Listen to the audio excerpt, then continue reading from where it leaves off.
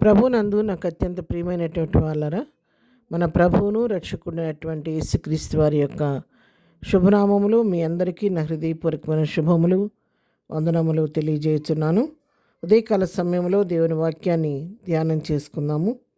ఈరోజు వాక్య ధ్యానం కొరకు మనం తీసుకున్నటువంటి లేఖన భాగము కీర్తన గ్రంథము 107వ కీర్తన 29వ వచనం చదువుకుందాం. ఆయన తుఫానును ఆపివేయగా దాని తరంగములు అణిగిపోయెను. ఆమేన్. దేవుని నామమునకు మహిమ కలుగును గాక.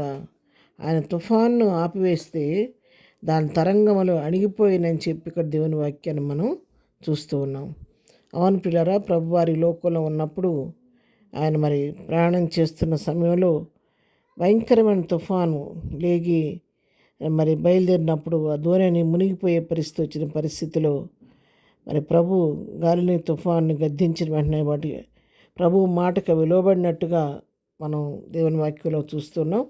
మార్కు సువార్త 4వ అధ్యాయం మరి 35 నుంచి 41 వరకు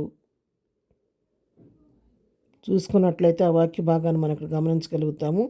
ఇక్కడ చదువుతాం చూడండి. 38లో ఆయన దోణి అమరమున తలగడ మీద తలవాల్చుకొని నిద్రించుచుండెను. వారు ఆయన లేపి, బోధకుడా, మేము నశించిపోవచ్చున్నాము, నీకు చింత లేదని ఆయన అనేది. అందుకు ఆయన లేచి గాలిని గద్దించి నిశ్శబ్దమే ఊరకుండమని సముద్రంతో చెప్పగా గాలి అణగి మిక్కిలి నిమ్మళమాయెను. చూసారు, ఇక్కడ సముద్రంలో ప్రయాణం చేస్తున్నారు యేసు ప్రభు వారి శిష్యులు. మరి ప్రభుతో కలిసి చిన్న దోణిలో ప్రయాణం చేస్తూ ఉంటే ప్రభువారు మన దోణి అమరమున తలగడ మీద తలవాల్చుకొని నిద్రపోతున్నాడంట.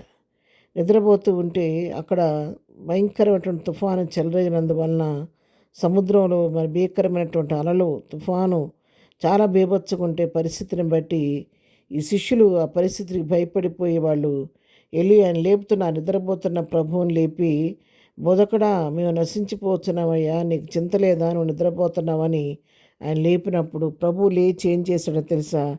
గాలిని గద్దించాడంట.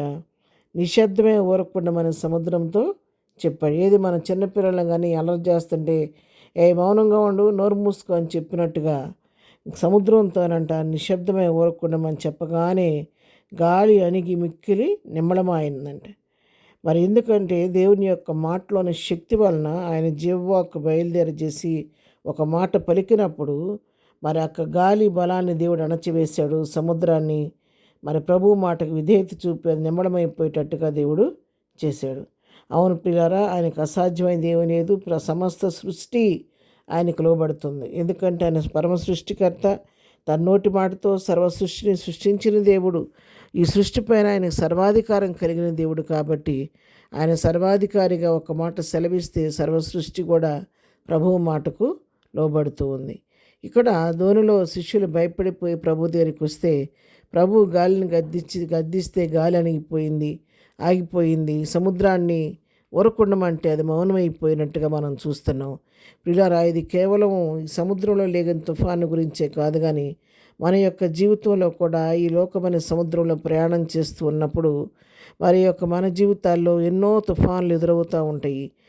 కొన్నిసార్లు ఆ తుఫాను పరిస్థితి తీవ్రమైపోయినప్పుడు మనం గలిబిలైపోయే పరిస్థితులు వస్తూ ఉంటాయి, తలడిల్లిపోయే పరిస్థితులు వస్తూ ఉంటాయి. అలాంటి పరిస్థితుల్లో మనము కూడా శిష్యులు వెళ్ళి ప్రభువుని లేపినట్టుగా మరి ప్రభు దగ్గరికి వెళ్ళి వారి సమస్యను చెప్పినట్టుగా మనము కూడా అట్లాంటి తుఫాన్ లాంటి సమస్యలు మన జీవితం ఎదురవుతున్నప్పుడు ప్రభు దగ్గరికి వెళ్ళి, ప్రభువా, నేను తుఫాన్ లాంటి సమస్యలు చిక్కుకుపోయానని ప్రభు సహాయం తీసుకుంటే ఆయన నీ జీవితంలో చెలరేగిన తుఫాన్ను కూడా అణచివేసి నీ జీవితంలో నిమ్మలపరిచి నీ శాంతిని సమాధానాన్ని నీకు అనుగ్రహిస్తాడు.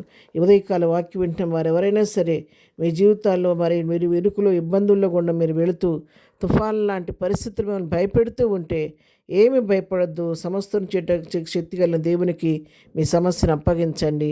ఆయన సమస్య నుంచి మీకు విడుదలిచ్చి మీ జీవితాల్లో నెమ్మది కలుగు చేస్తాడు. ప్రార్థన. ప్రేమ కలిగిన తండ్రి, పరిశుద్ధుడైన మా ప్రియ ప్రభువా, ఉదయకాలం తండ్రి, మరి మాకు ఇచ్చిన మంచి వాక్య భాగాన్ని బట్టి నీకు వందనాలు. నీ మాటకు ప్రభా గాలి లోబడుతుంది, సముద్రం లోబడుతుంది ప్రభా. మట్టి మానలను మేము కూడా నీ మాటకు లోబడే మనసు మాకు దయచేయండి. ఈ దినం ప్రభా ఎవరి జీవితాల్లో తుఫాన్ లాంటి సమస్యలు ఉన్నాయో ఆ సమస్య మరికి విజయం అనుగ్రహించండి. ఈ దినం పునరుద్ధానపు దీవులతో మనందరూ నింపండి. ప్రతి ఆరాధనలో మీ నుండి మహిమ పొందండి. మా ప్రయాణంలో రాకపోకలో పనిపాట్లో తోడుకొనండి. ఎదురు దీవులతో నింపండి ప్రభా. బర్త్డే మ్యారేజ్ చేసుకుని బిడ్డలను దీవించి ఆశీర్దించమని యేసునామములో ప్రార్థించడి పొందుకొని ఉన్నాము తండ్రి. ఆమెన్. ప్రభు కృప సదాకాలము మనందరికీ తోడయుండి నడిపించును గాక. ఆమెన్.